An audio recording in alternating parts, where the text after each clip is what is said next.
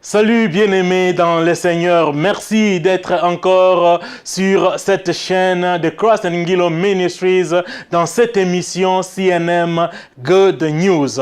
Alors, sur ce plateau, j'ai un bien-aimé qui nous vient de très loin, il nous vient de l'Afrique du Sud et vous allez le connaître juste après ce moment de salutation. Salut bien-aimé. Bonjour, pasteur Christian. Merci beaucoup d'avoir accepté de répondre à cette invitation. Nous sommes très honorés par votre présence. Merci. Nous avons sur ce plateau notre frère Chico Kabasu qui est un worshiper minister. Son ministère, c'est d'adorer l'Éternel, d'amener le peuple de Dieu dans l'adoration. Et ensemble avec lui, nous allons parler de ce sujet, l'adoration et la performance.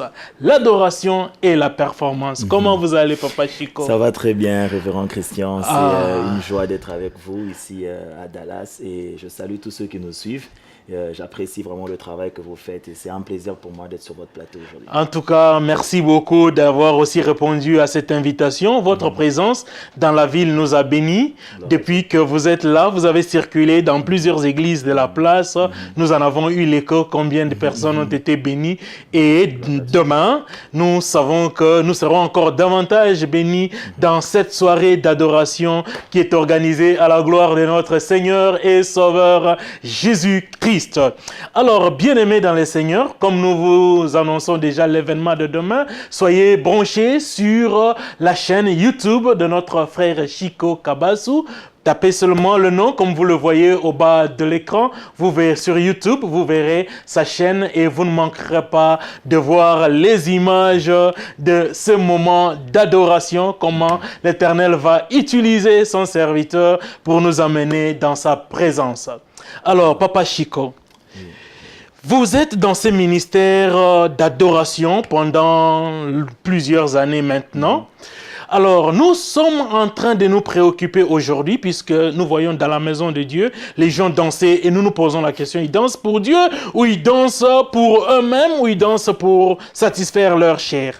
Et c'est pas qu'ils dansent mal, mais ils dansent bien. Nous voyons peut-être c'est une performance, mais d'autres disent que c'est une adoration. Qu'est-ce que nous pouvons comprendre comme différenciation entre l'adoration et la performance? Alors déjà, pour différencier ces deux mots, lorsqu'il s'agit d'une performance, le but est d'amuser, d'entretenir la galerie, l'audience. Ok. C'est fait pour l'audience, c'est fait pour ceux qui sont venus. Voilà pourquoi ceux qui font la musique de manière séculière et tout ça, et ceux qui font du théâtre, ils font des performances parce qu'ils font ça pour le public qui vient. Ceux qui viennent, qui achètent leur ticket, ils viennent pour voir ces personnes-là. Ils viennent voir vraiment... Alors, ce qui concerne la louange, ce qui concerne l'adoration qui est dédiée à Dieu, elle est faite pour réjouir le cœur de Dieu. Le but de l'adoration, c'est de réjouir le cœur de Dieu avant même de toucher l'audience. L'objectif d'abord, c'est Dieu. Le premier spectateur pour qui nous faisons tout ce que nous faisons, c'est d'abord Dieu. Lorsqu'il n'approuve pas, on a échoué. Lorsqu'il approuve, on a réussi. Donc la différence entre une performance et une adoration, c'est que la performance c'est pour le public et l'adoration c'est pour Dieu. Ah, gloire soit rendue à notre Dieu, bien-aimé dans le Seigneur. Nous pouvons déjà d'emblée comprendre par l'explication que nous donne l'homme de Dieu le sujet du jour. Lorsque je dis j'adore Dieu, c'est pour réjouir le cœur de Dieu. Exactement. Mais quand je suis là pour performer, là c'est pour réjouir ou égayer l'audience qui est au devant de moi. Et aujourd'hui nous sommes sur ce plateau, pas pour égayer l'audience, mais pour que Dieu seul puisse avoir la gloire dans cette émission. Amen.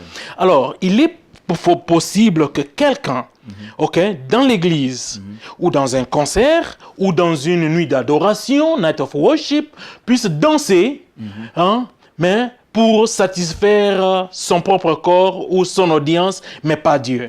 Évidemment, Papa Christian, parce que vous savez, le terrain un peu glissant que nous avons dans le ministère que le Seigneur nous a donné, c'est que la musique, c'est un art.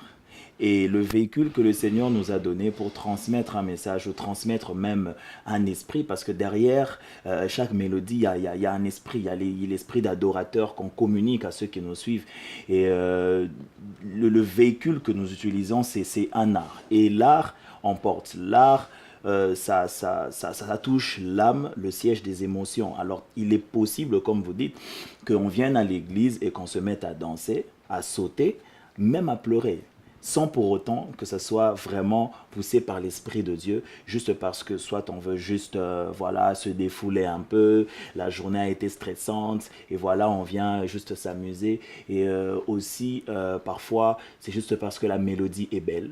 C'est mélancolique, c'est doux, ça me fait penser à je ne sais pas quoi, et puis ça touche mon âme et je pleure. C'est possible. Voilà pourquoi il est important pour un adorateur de se rassurer qu'il est en connexion avec le Saint-Esprit, en connexion avec le cœur de Dieu, à telle enseigne de faire des choses qui réjouissent Dieu. Et lorsque Dieu est réjoui, lui qui vit en l'homme poussera aussi à l'homme de se connecter et d'adorer avec nous. Ah, gloire soit rendue à Dieu. Pendant que vous êtes en train de parler, je vois cette image qu'il y a dans la Bible où l'on est en train d'amener, David prend l'arche de l'Éternel pour l'amener à Jérusalem. Ça venait de chez Ebed-Edom, voilà, pour l'amener. Et il est en train d'exhiber la danse à telle enseigne que sa femme, qui dit, mais comment un roi peut danser de cette manière?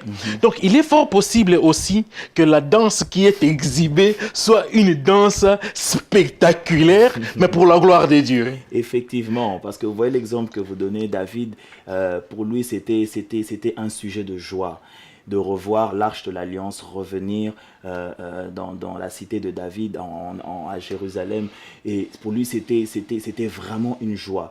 Et Dieu agit dans nos vies. Dieu agit parfois de manière à telle enseigne que ça nous produit une de ces joies qu'on ne peut pas contenir. Et ça nous arrive souvent de voir quelqu'un qui se réjouit dans la maison de Dieu et les autres sont en train de regarder et dire mais pourquoi il fait ça, il exagère.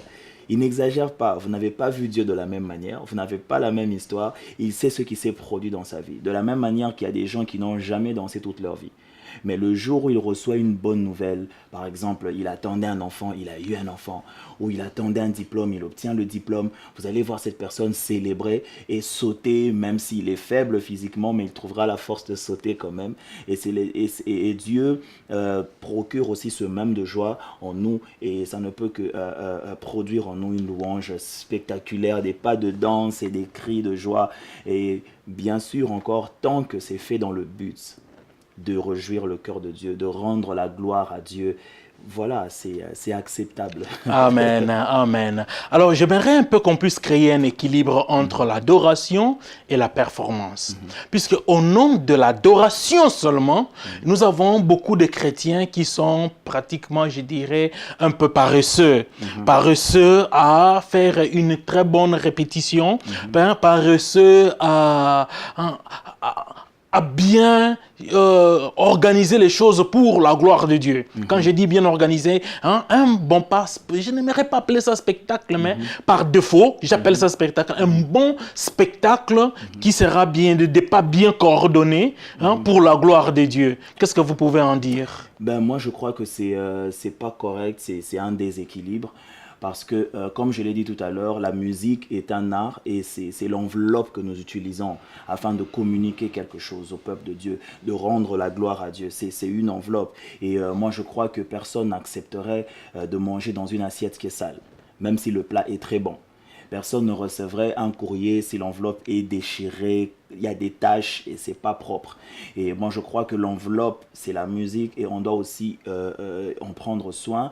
Il faudrait bien travailler, il faudrait bien arranger le son, il faudrait que ça soit présentable, il faudrait qu'on soit propre, il faudrait que les textes soient corrects selon la parole de Dieu et même selon la grammaire. C'est important. Très important. Que ça ne frustre pas ceux qui nous suivent, mais c'est vrai. Il y a des personnes qui peuvent facilement être lésées lorsque la diction n'est pas bonne, il y a des erreurs grammaticales dans le texte, que ce soit dans n'importe quelle langue. Même en lingala, il y a des erreurs aussi grammaticales. Exact. Dans nos langues africaines, il y a aussi des erreurs grammaticales qu'on peut commettre. Alors, il faudrait tenir compte de tout ça. Parfois, il faut se faire aider. Il y a des frères que nous encadrons cadrant aussi dans le ministère, qu'est-ce qu'ils font quand ils composent un cantique, ils t'appellent, non papa, j'ai composé un cantique, ils t'envoient, tu écoutes, tu dis non, voilà, ici ça ne se dit pas comme ça, il faut corriger comme ceci, comme cela. Et c'est important parce que l'enveloppe qu'on utilise pour communiquer est aussi importante. Gloire soit rendue à notre Dieu bien-aimé dans les Seigneurs. Nous sommes bénis sur ces plateaux de CNM Good News en ce jour avec notre frère Chico Kabasu qui nous vient de l'Afrique du Sud et nous sommes déjà édifiés dans ce que l'homme de Dieu partage avec nous.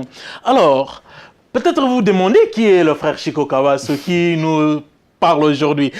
Cherchons un peu à connaître qui il est. Alors, papa, comment êtes-vous arrivé à ce ministère d'adoration? C'était un appel du Seigneur que j'ai reçu. Mais tout n'a pas commencé là. J'ai reçu le Seigneur en 97. Et mais malgré ça, je n'ai pas vécu ma vie chrétienne correctement selon les principes, selon les normes de Dieu. J'ai donné ma vie au Seigneur, mais après, je n'ai pas marché comme un chrétien pendant longtemps. Et jusqu'en 2006, c'est là que le Seigneur a fait retentir sa voix clairement et il m'a parlé, il m'a dit, je ne te veux pas dans ce que tu fais, tu dois revenir à moi, tu es appelé à me servir dans 1, 2, 3, 4. Il m'a donné les détails de mon appel, de ma mission, ma raison d'être ici sur terre et je me suis redédié au Seigneur, si je peux le dire. Et depuis là, c'est une belle histoire que je vis avec le Seigneur et je ne sers pas Dieu parce qu'il y a des amis qui m'ont poussé à le faire. Donc c'est une parenthèse aussi que j'ouvre. On ne sert pas Dieu par l'impulsion des amis. Les amis qui te disent tu prêches bien, tu chantes bien, va au studio, tu prêches bien, fais une église. On sert Dieu par appel. Et moi, c'est un appel que j'ai reçu du Seigneur. Gloire soit rendue à notre Dieu, pas par impulsion de la famille, par l'impulsion, pas poussé par les parents, mais on va le savoir tout de suite là après ces cantiques que notre frère va nous conduire.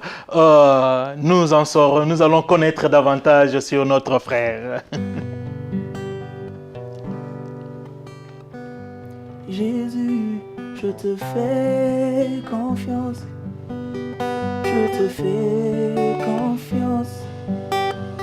Ce n'est pas facile pour moi de chanter ce refrain, mais je te fais confiance. Jésus, je te fais confiance. Je sais que ce n'est pas encore fini. Je te fais confiance. Jésus, je te fais confiance. Jésus, je te fais confiance. Ce n'est pas facile pour moi de chanter ce refrain, mais je te fais confiance. Jésus, je te fais confiance. Ce n'est pas encore fini. Je te fais confiance. Alléluia. Merci beaucoup pour ces cantiques. Je te fais confiance. Alors, parlant de votre ministère, ce n'est pas les amis qui vous ont poussé, ce n'est pas les parents qui vous ont poussé. Mais vous avez commencé à aller à l'église très jeune, à l'école des dimanches. Oh, je n'ai pas eu l'opportunité d'aller à l'école des dimanches. Hein? Alors, c'est là que vous avez commencé. Mais comment vous pouvez dire que c'est plusieurs années plus tard que vous avez reçu Christ comme Seigneur et Sauveur? Oui, justement, pasteur Christian, c'est parce qu'il est possible de fréquenter l'église sans connaître le Jésus de l'église. Amen. Il est possible de fréquenter les pasteurs sans connaître le Dieu de ces pasteurs. Il est possible de fréquenter l'église, d'aller le matin, de travailler même à l'église sans avoir une relation personnelle avec Jésus. La Bible dit, la Bible nous relate une histoire de Marie et Marthe. On connaît bien le scénario. Il y avait Marthe qui s'occupait de la cuisine, préparait un bon repas pour que Jésus soit bien reçu. Elle travaillait, elle était à gauche, à droite. Mais Marie était au pied de Jésus en train de l'écouter. Ça veut dire que... Et après, Jésus a fait le reproche. Il a dit, Marthe, tu t'inquiètes pour beaucoup de choses. Marie a choisi la bonne part qui ne lui sera jamais ôtée. Cela veut dire que Jésus recherche d'abord une relation d'amitié avant d'avoir une relation relation de serviteur. Ne sois pas d'abord un serviteur de Dieu, mais sois d'abord un ami de Jésus. Et c'est ce qui m'est arrivé longtemps. J'étais à l'église, j'allais à l'église, j'étais à la chorale de l'école de dimanche, j'ai grandi à l'église, j'allais même à la chorale, il y avait une chorale des adolescents, on allait, mais en même temps, on ne vivait pas une vie chrétienne selon les normes, le standard de la parole de Dieu. Et c'est plus tard que j'ai rencontré le Seigneur véritablement, que je lui ai donné ma vie et que je me suis mis à correctement marcher avec lui. Donc il est vraiment possible d'être dans l'église, d'être là à chaque culte et même de travailler comme Marthe, être partout en train de s'occuper, de travailler, mais pas avoir une relation avec le Seigneur. Ah, gloire soit rendue à notre Dieu bien-aimé dans le Seigneur. Toi qui es en train de nous suivre, la question que nous allons te poser, elle est très simple par rapport au témoignage de notre bien-aimé. As-tu une relation personnelle avec Jésus? Bien-aimé, si tu n'as pas une relation personnelle avec Jésus, voilà une opportunité de dire à Jésus, Seigneur, je réalise que je n'ai pas une relation personnelle avec toi. Je vais à l'église, peut-être depuis mon enfance, peut-être depuis quelques jours, quelques mois, mais je n'ai pas une relation personnelle avec toi. Je te donne aujourd'hui ma vie après avoir entendu ce témoignage de ce que tu as fait avec ton serviteur. Prends ma vie, Seigneur, je te la donne. Conduis-moi, conduis mes pas. Bien-aimé dans le Seigneur, si tu as fait cette prière, et tu veux en savoir davantage, tu peux appeler sur les coordonnées qu'il y a au bas de l'écran. Tu peux nous envoyer un email sur le bas de l'écran. Tu peux t'informer auprès d'un frère que tu juges digne d'être chrétien, qui va dans une église. Il te donnera plus d'orientation. Que Dieu vous bénisse. Alors, Papa Chico, vous avez un album sur le marché. Oui, et comment est intitulé l'album? L'album s'intitule The Moment. The Moment, c'est dans cet album où il y a la chanson que vous avez eu à exécuter tout à l'heure, Je te fais confiance. Comment en êtes-vous arrivé à composer ce cantique Je te fais confiance? Et puis il y a une partie dont j'aimerais que vous puissiez un peu souligner, ce n'est pas facile pour moi de chanter ce refrain. Effectivement, j'ai composé ce cantique en 2012, si ma mémoire est bonne, 2012 ou 2012 je crois. Et c'était une saison de ma vie où tout était vraiment sombre autour de moi. Il y avait une succession de problèmes, une succession de mauvaises nouvelles, une succession des choses qui ne marchaient pas. Ça bloquait dans tous les sens, dans tous les domaines de ma vie. C'était vraiment terrible. C'était des moments très difficiles que j'ai traversés et je suis sorti. Je me suis dit que je marche un peu, ça peut peut-être me changer les idées. Et pendant que je marchais, je me suis mis à parler à Dieu. Et c'était les paroles de cette chanson. Je disais à Dieu, Seigneur, qu'est-ce qui se passe? J'ai l'impression que tu n'es pas là. Et le Saint-Esprit a commencé à déposer ce refrain dans mon cœur qui est en train de revenir. Et c'est là où je lui ai dit, ce n'est pas facile pour moi de chanter ce refrain, mais je vais le dire quand même. Et la force est venue en moi, j'ai commencé à dire, je te fais confiance. Et je me suis mis à déclarer, ce n'est pas encore fini. Tant que Dieu n'a pas dit le dernier mot, tant qu'il y a de la vie, il y a de l'espérance, ce n'est pas fini. Si Dieu me garde encore en vie, c'est parce qu'il veut que je sois un témoignage. Il veut que je puisse témoigner sa grandeur. Et je bénis le Seigneur parce que les épreuves par lesquelles nous traversons sont aussi des canaux par lesquels Dieu nous donne aussi un message au peuple. J'aimerais dire à quelqu'un qui traverse ces moments difficiles, ton problème d'aujourd'hui est un témoignage de demain qui va fortifier quelqu'un. Ton problème d'aujourd'hui, tes difficultés d'aujourd'hui seront toute une prédication qui vont transformer des vies, des nations. Et n'abandonne pas, tiens bon, ce n'est pas encore fini. Continue à déclarer ta confiance en Jésus-Christ. Ah, gloire soit rendue à notre Dieu bien-aimé dans le Seigneur. Continue à déclarer ta confiance en Jésus-Christ, pas la confiance en un homme. Hein? Un homme peut te promettre, mais demain il peut te décevoir. Mais nous te présentons celui qui ne déçoit jamais. Hein? Celui qui ne déçoit jamais. Écoute, tu es encore en vie, il y a encore de l'espoir. Pour tous ceux qui vivent, il y a encore de l'espérance. Un chien, un lion mort, un chien vivant vaut mieux qu'un lion mort. Bien-aimé, tu es encore vivant espère en Dieu. Gloire soit rendue à notre Dieu. Alors, vous avez composé d'autres cantiques que aujourd'hui, ces cantiques se chantent même dans plusieurs églises, dans notre pays, voire même ailleurs.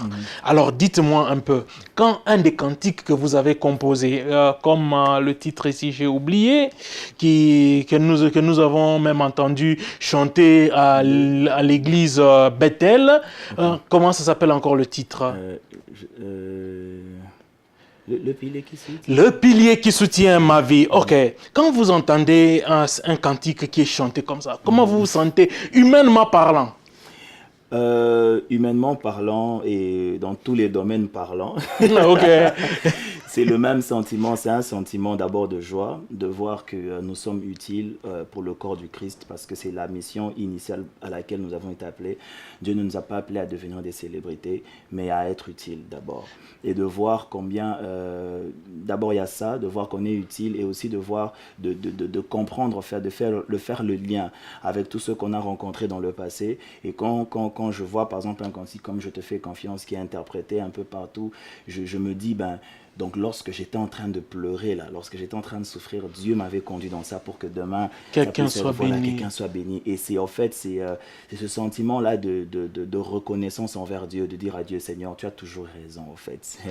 Je comprends que Dieu a des voies qui nous dépassent toujours, et c'est une bénédiction. Je me sens béni, je me sens surtout utile. Je me sens surtout utile, et de voir que les gens qui nous écrivent de partout, en envoyant des messages disant voilà, j'ai écouté le CD, je ne vous connaissais pas, mais voilà, j'ai écouté le CD, voici ce qui m'est arrivé, j'ai été baptisé du Saint-Esprit, j'ai été délivré de tel démon. Il y a une dame au Gabon qui nous a écrit, elle allait voir son amie à l'hôpital qui était malade, qui ne voulait plus prier, qui ne voulait plus entendre parler de Dieu. Alors elle a mis juste l'album dans un laptop, elle a mis à côté et ça jouait.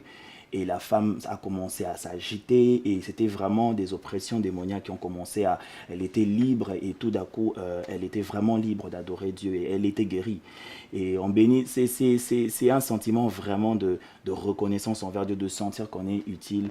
Et moi, j'ai toujours dit, si même les gens oubliaient mon nom, oubliaient mon visage, mais au moins que je puisse marquer des points dans le livre de souvenirs de Dieu, et qu'on puisse avoir des âmes qui sont sauvées, des âmes qui sont bénies au travers de ce que nous faisons. C'est pas tant soit peu mon visage et mon nom qui doit être connu, mais que le nom de Jésus soit exalté, c'est ça en fait. Amen, amen, amen.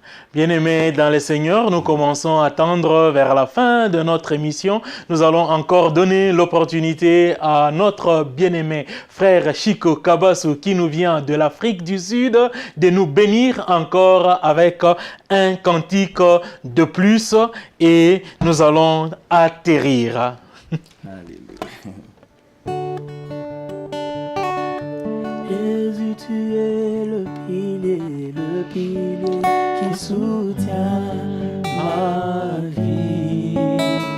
Jésus, tu es le pilier qui soutient ma vie. Précieux Jésus, le pilier qui soutient ma vie. Précieux Jésus, le pilier qui soutient ma vie. Je m'approche devant ta face, le cœur rempli d'amour pour toi. Si je vis, ce n'est que par ta grâce et ton grand amour pour moi. Je n'oublierai pas ce que tu as fait bien avant que je ne te connaisse. Tes yeux d'amour me regardaient et conduisaient chacun de mes pas. Plusieurs fois tu m'as protégé et m'as épargné du danger. Que puis-je te donner en retour, Yahweh? Je ne me glorifierai qu'en toi, le pilier qui soutient ma vie, ma force au milieu de mes faiblesses, celui que j'aime plus que tout. Merci beaucoup, frère Chico Kabasu. Alors, le pilier qui soutient ma vie, vous savez, je souhaiterais qu'on aille dans les lyriques de ces cantiques, la marque confiance et le pilier qui soutient ma vie, pour que nous puissions un peu décortiquer la profondeur qu'il y a dans ces cantiques. Mais d'emblée, qu'est-ce que vous pouvez nous dire brièvement sur les lyriques qu'il y a dans ces cantiques? Voilà, vous savez, quand souvent on veut adorer, louer le Seigneur, on utilise parfois des figures, des illustrations qui s'apparentent avec notre quotidien, afin que, bon, pas pour que Dieu est omniscient, il sait tout, mais c'est surtout pour que le peuple que nous conduisons dans l'adoration essaye aussi d'avoir une figure of what God is, qu'ils aient une image de ce que Dieu est. Et on a ici dans ce cantique, on parle du pilier. Le pilier dans une maison est cette partie qui soutient toute la maison. J'ai échangé avec un architecte une fois au Congo, il me disait, mais tu sais que ton cantique là, il est profond parce que nous en architecture, on dit que l'âme d'un bâtiment, c'est le pilier. Donc sans le pilier, le bâtiment ne peut pas subsister longtemps. Et c'est exactement ce que Jésus est pour moi et c'est exactement ce que Jésus devrait être dans la vie de tout un chacun de nous. Jésus doit se tenir on doit donner à Jésus la position, cette position dans notre vie, la position du pilier, sans qui nous ne pouvons rien faire, sans qui nous ne pouvons pas résister à long terme. Parce que le pilier permet au bâtiment de résister à long terme, même lorsque les tempêtes soufflent.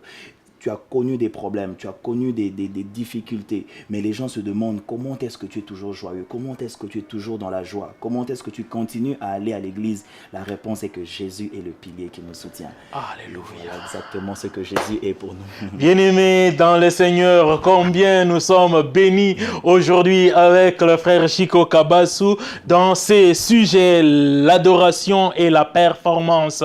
Il nous a signifié que l'adoration, c'est connecter au cœur de Dieu, adorer le Père, et que la performance, c'est juste plaire à son audience. Mais l'adoration, c'est plaire au cœur de Dieu. Et il nous a amené dans quelques cantiques qui nous montrent combien nous devons adorer notre Seigneur et Sauveur Jésus-Christ. Et nous avons aussi il nous a aussi bénis avec son témoignage personnel, comment il a eu à faire la connexion avec Jésus-Christ comme Seigneur et Sauveur. Merci beaucoup d'avoir suivi cet enseignement ou cette émission du jour. Restez connectés avec nous en souscrivant sur cette chaîne YouTube. Et puis, si vous pouvez, juste il y a à côté de la souscription un symbole de cloche. Vous pouvez juste cliquer là-bas. Là, vous aurez une notification une fois que nous avons une nouvelle émission. Merci beaucoup, homme de Dieu. Nous sommes honorés et bénis par votre présence. Restez connectés sur la chaîne YouTube de l'homme de Dieu pour voir la nuit d'adoration, the night of worship qui y aura demain et vous en serez davantage bénis. Que l'Éternel vous bénisse. Nous vous aimons tant que vous nous aimez aussi. Que Dieu vous bénisse. À la prochaine.